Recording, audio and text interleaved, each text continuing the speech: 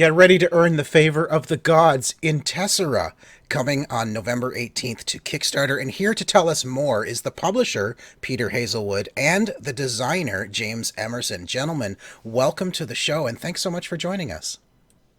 Thank you. It's a pleasure. Thanks for having us. So why don't we give you an opportunity to tell us what Tessera is? Who wants to take that on? Who's going to tell us all about this game?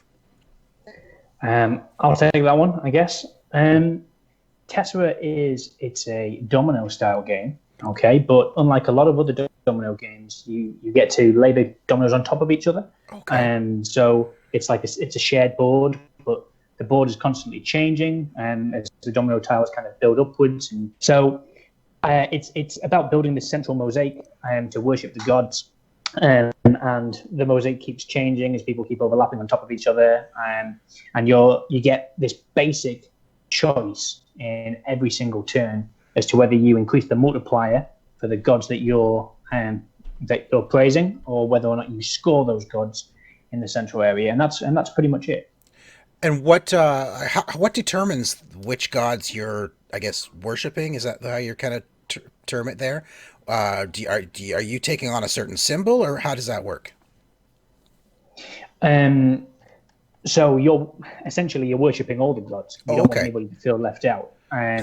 So for each individual god, you can every turn you place your domino. You're going to match one or two of the gods using that domino, and then you can either increase the multiplier for the god that you are worshiping, so that the next time that you score it, you get more points. Okay. Or you can score it there and then. So it's this kind of pushy look as to whether or not you want to score it now, or you can get quite a few points, or whether or not you want to kind of push it so that next time you can score more.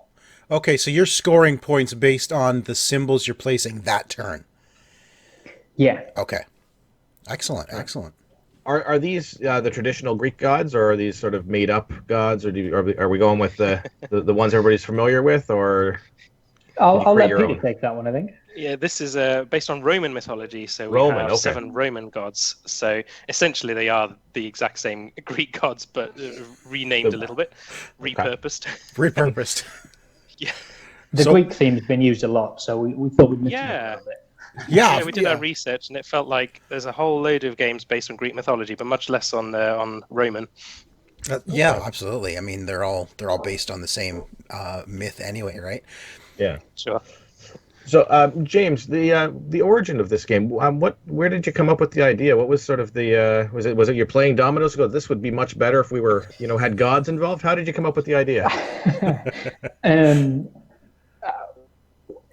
It came to me fully formed, almost. I mean, I was sat in a little cafe in a little seaside town we have here called Scarborough, and I was sat opposite my wife, who was revising for an exam, so wasn't really talking to me very much. And the cogs started whirring, and it was just I was just thinking of colours and colour matching, really. And it was this simple idea of, okay, so I could match the colour, and I could multiply it, increase the multiplier for it, or I could match the colour and I could score however many colours I had joined, right? And that was it. And I was with Peter at the time, as it happened. We were kind of on tour with Tranquility, and I sat down and said, "Look, I've got this good idea. I think it might work." I knocked up a prototype in like 5 minutes, and we tested it there and then. I was like, "Oh, yeah." So, and then it just built from there. We built the board. We built the 3 to 4 player variants and the expansions and all the rest of it. But that central core built around the scoring was just came, I guess. That's awesome. Now, Peter, how did you become involved in the game to become the publisher of it? So we're pretty new to publishing. So my first game, our first game, was it was originally called Hush, and eventually became Tranquility, and we ran a Kickstarter for that last November. It's fulfilled sort of last couple of months.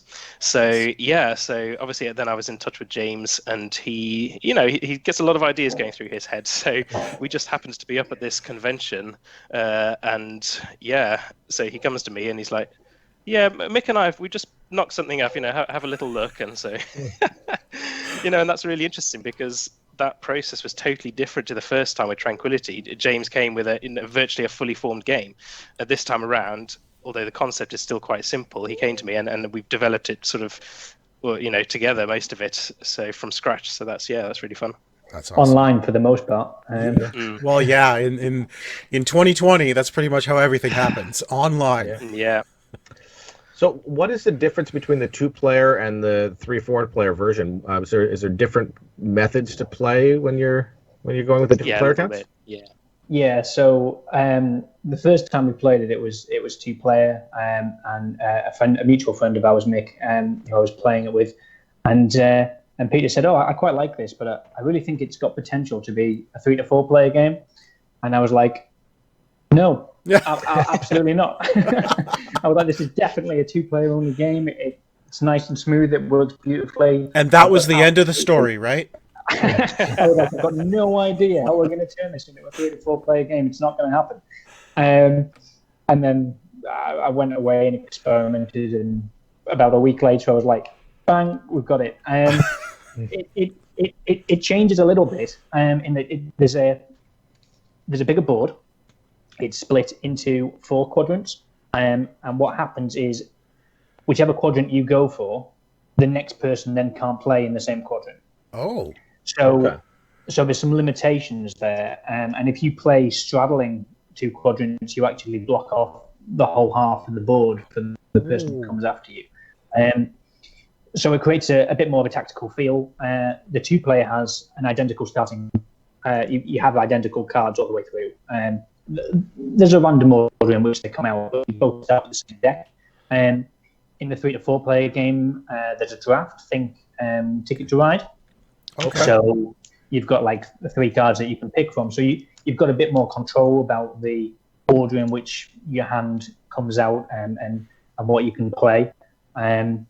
All right. From a tactics point, what are some of the better tactics to try to employ? Is blocking off half the board? Is that like a really good tactic that you want to try to do every time, or are there sort of other tactics that you'd sort of go for first? I just want to make sure that I can beat Sean when I play him. That's all he wants to know. And as soon as you said that, I'm like, wow, that is quite the tactic. Block off the entire half board by overlapping 2 quadrants. Yeah. I'll let Peter take that. Yeah, I mean, this is a game that you've got a few different tactics going on, and in that way, it's fun for me because I'm not all fond of the kind of games where you're just doing something to spoil your opponent's game. So in this, you've got that trade-off the whole way through. You're trying to advance your own game. You're trying to score your points, but you're also trying to limit what your opponent can do. So I would say in the 3 and 4-player game, I'm definitely looking for opportunities to block the area that I think the person to my left wants to play in. Right. It's probably not my primary concern, but there will be times when, if I'm given a choice, I'm definitely blocking off half the board. But you also have to weigh that with scoring points for yourself. Absolutely. Right? Because you may want to block off half the board, but it's not going to do you any good to do so. Right? No, so there's that bit of a trade up there. Yes. Well, in a 2-player game, what kind of tactics can you employ against your opponent? There's a lot of blocking in a 2-player game as well, but it's that careful balance. But because you've got the same cards, you have to manage that a little bit. If let's say you're trying to push your Mars tile so that you're on the highest multiplier, and you might be stocking up on your Mars tiles so that you can have a bit of a push at the end, and likewise you might see your opponent building an area on the board, and you might think, I'm going to hold these back so that they can't build the kind of mosaic that they want. So I think there's a little bit of hand management in there as well. Hand management's maybe not the right word, but timing. Sure. Timing is when you play what you've got. You've got your player board in front of you and their player board in front of them, and you can see exactly which gods they're really trying to score their points for. So if James has got Mars all the way up to the ×4 multiplier, and mine's maybe on 1 or 2, it's very clear to me I want to restrict Mars's presence on the board. So I'm going to try and increase the gods that I'm better on, whilst what you don't want is to get into a fight where the Mars pile just gets bigger and bigger, and James is scoring 4 points for every tile, and I'm getting 1. I'm going to lose. Yeah. Wow. So gameplay as you were developing this game, did you what was the most difficult thing to get right when you first started creating it? You said you created it while you're outside one day and your wife was ignoring you.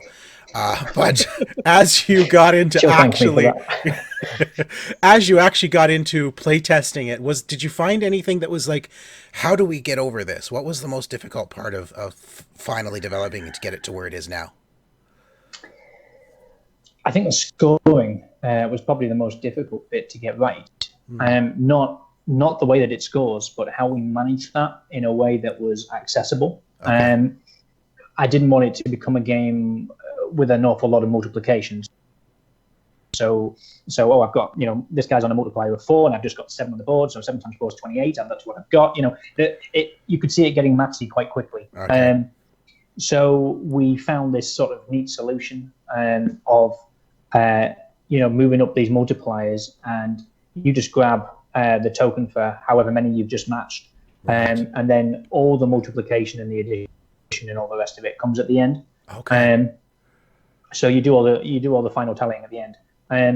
But it's quite a neat solution where you just grab the tokens and stick them on and under the various 2, 3, 4, 5 columns, and it keeps it all there on the board, so your opponent can see exactly where you are and where your multipliers are. But it keeps the maths from holding it down. So once your tokens are on the player mat, it's set in stone. Exactly. Okay. So your gods may move during the game, but your tokens are not moving. They are staying exactly, where they're scored. So if you've just matched 4 symbols, and that god was in the 2 column, that's going to get you 8 points at the end of the game. But if that gods end up in the 4 column, that's not helping you with those scoring. I gotcha. Okay. So even your player board is constantly evolving as you play. Sure. Oh wow. Okay. So, I've got an answer to your previous question as well, which I think is interesting because James has answered almost like a publisher, and he was talking about how to keep, how to work the components and sort of making the whole gameplay smooth. And I'm going to bring up a design point. Okay. Which is to say that I think in terms of the design, the biggest challenge was that 3 to 4 player game and it being way too chaotic, because we've suddenly gone from this 2-player, almost perfect information. You know exactly which cards you've got. And you have exactly the same as your opponent, to suddenly we were like, okay, so you deal out 4 cards, you've got no control whatsoever over what you're drawing. So actually it was one of our playtesters, Pete, who came up with the idea that you need more control, so why not a face-up draw pile? Okay, brilliant, yeah. And then it was just things like that to make the gameplay tighter and less chaotic. Right, because James originally put his foot down and said, "No, it's 2-player only," and then didn't stop there. I couldn't see how we could build a board with 3 and 4 players. You're trying to build up the area of one particular god, and 3 people. You've got 3 people playing in between, and that could just cover over all the tiles that you've been trying to build up. And it comes back down to your turn, and you're thinking, I've got nothing now. I've got nothing.